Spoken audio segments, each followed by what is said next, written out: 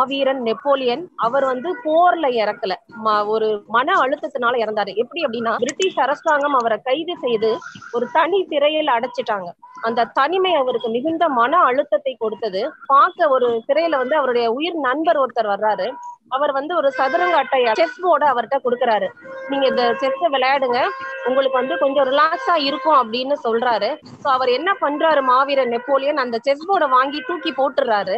அப்படியே கொஞ்ச நாள்ல அவருக்கு தலைவலி வருது. அந்த மன அழுத்தத்தின் காரணமாக சிறையிலேயே மாவீரன் நெப்போலியன் இறந்து போகிறார். அவர் கூட இருந்த அந்த ஒரே பொருள் அந்த செஸ் போர்டு தான்.